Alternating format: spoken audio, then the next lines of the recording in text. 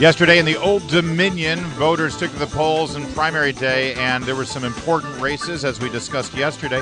And now we've got the results. Joining us right now, Jeff Shapiro, political reporter and columnist for the Richmond Times-Dispatch. Thanks for joining us, Jeff. Good morning. Thank you for having me. Let's first talk about Speaker Howell's district. He was being challenged by a Tea Party insurgent, as they like to call them, and there were a lot of parallels there. People were saying to the Cantor-Bratt primary in the Virginia district for the House last year. How did this turn out? A relatively comfortable win for Bill Howell over Susan Stimpson, a former protege. This is a district, nonetheless, that merits close attention, made up almost entirely of Stafford County and a small slice of the city of Fredericksburg. This is one of those out suburbs on the very fringes of Washington, D.C., and it was that sharp increase in population and change in the makeup of the population of Stafford County on which Susan Stimpson was banking. But there was still a considerable amount of goodwill that Bill Howell had accumulated over nearly 3 decades in the House of Delegates, and not to underestimate the impact of money. He raised over $1 million, 10 times as much as Susan Stimpson. But again, Stafford County is one of those jurisdictions that has been changed dramatically by, as we call them here in Virginia, come-heres. And Jeff Shapiro, a really quick follow-up. Sometimes these Republican primaries between a Tea Party grassroots conservative and more establishment guy like Howell, they can get nasty, they can get dirty, and it ends up, even if the establishment guy wins, it hurts him in the general. How was this campaign? Was it like that, or do you think that they're going to be able to shake hands and move forward? This was clearly a nasty and highly personal campaign, given the fairly firm friendship that once existed between Stimpson and Howell. She had been viewed as his likely successor in the House of Delegates, assuming she had waited, if you will. That district is drawn to elect a Republican, the presumed nominee, a former member of the County Board of Supervisors like Susan Stimpson.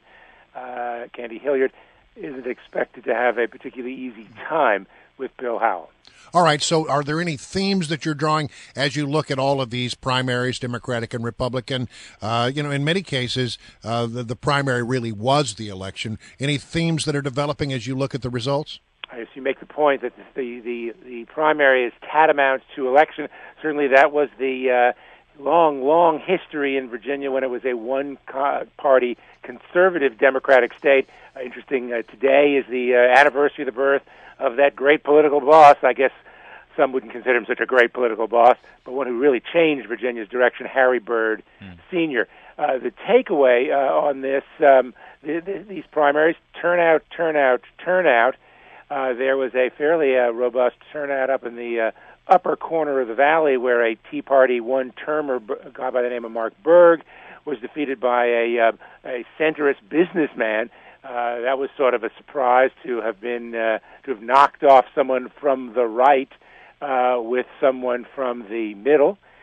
Here in the central Virginia area, a couple of surprises. A longtime Republican legislator, Steve Martin, was defeated for renomination. Had he been reelected, would have been the number 2 member of the Virginia Senate. I guess one might argue he overstayed his welcome.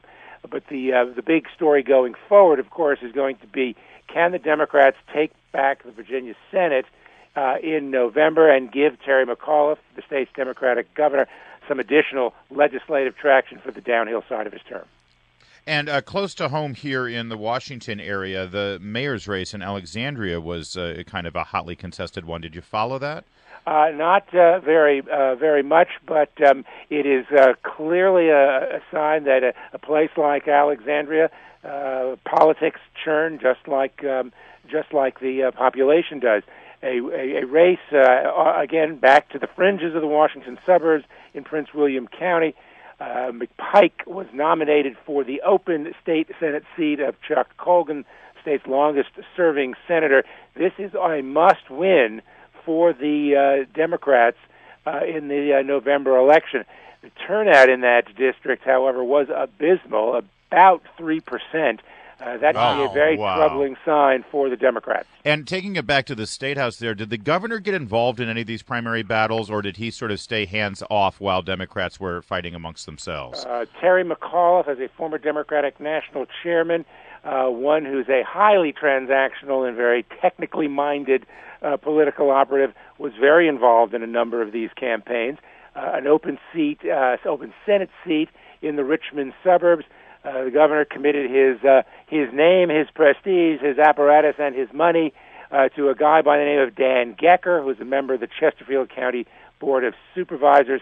Again, that's an open seat that's been given up by a Republican, but it's among the bluer state Senate seats in Virginia. You know, the whole state has been sort of going through over the last few years a sort of a transition. As you say, it used to be conservative Democrats that were in charge, and now it's a very purple state when you look at the state in its entirety.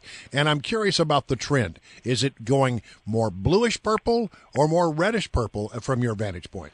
Well, this is not an easy question to answer because it depends on the election. Every election in Virginia, and of course there's an election every single year in Virginia, attracts a different constituency or a different electorate, if you will.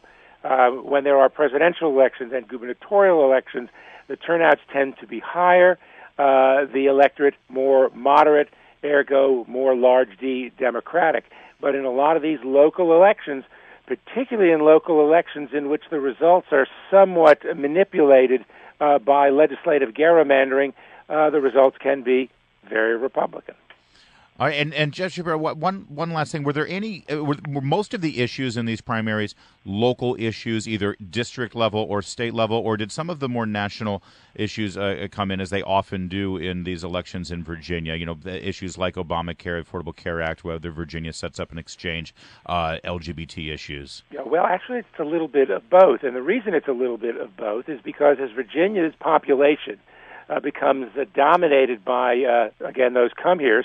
More than 50% of the people who live in Virginia were born elsewhere and grew up elsewhere and have brought different traditions and different ideas and changed the political culture of the state. And so party label tends to be a much more a significant motivator, particularly in these legislative elections that tended to be friends and neighbors affairs, contests in which party label often could fade in significance. Gotcha. Jeff Shapiro, Richmond Times-Dispatch. Always good to have you, sir. Yeah. And I guess we'll talk to you as we head up to the general election.